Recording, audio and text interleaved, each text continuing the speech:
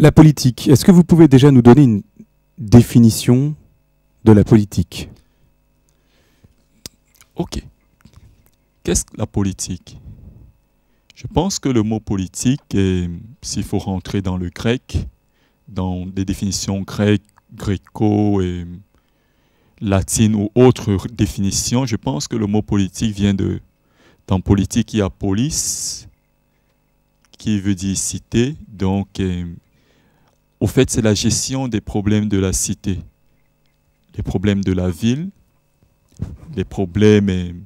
Parce que dans toute cité, il y a toujours des problèmes. Dans toute ville, il y a des problèmes. Donc, maintenant, le véritable problème en politique, c'est par rapport à la gestion. Une gestion économique ou une gestion, qu'est-ce que je pourrais dire, une gestion politique, il faut refaire la redondance. Mais dans la politique, qui est un sujet très, très complexe, il faut voir qu'il y a aussi une politique économique.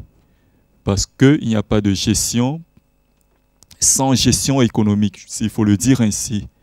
Il n'y a pas de gestion politique sans gestion économique. Il y a aussi une gestion sociologique des idées. Il y a aussi une gestion de la société, puisque c'est ça, en effet, plutôt le problème de politique.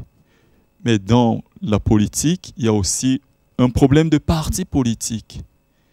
Qu'est-ce qui se passe? Pourquoi est-ce que, plutôt, nous devons choisir tel parti par rapport à d'autres?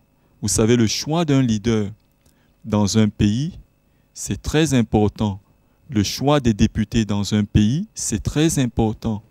Et si le chrétien choisit un député qui est contraire, ou bien qui vote des lois contrairement à la volonté de Dieu, je pourrais dire que le chrétien participe de façon indirecte au choix de son leader. C'est-à-dire, s'il vote un leader politique qui adopte les lois, actuellement on parle du problème de mère porteuse, et que ce leader favorise cette loi, il y a un problème qui se pose. Donc, lequel problème s'agit-il? Je ne vais pas citer tous ces problèmes.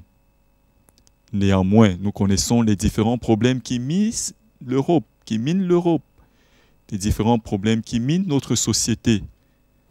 Il y a le problème de l'avortement, il y a des problèmes qui touchent l'homophobie, il y a des problèmes qui touchent pas mal de choses, il y a pas mal de problèmes en Europe, s'il faut le dire ainsi. Ce qui est important, c'est que le chrétien doit prendre sa responsabilité en choisissant ses leaders. Il doit aller voter durant les élections européennes. Il doit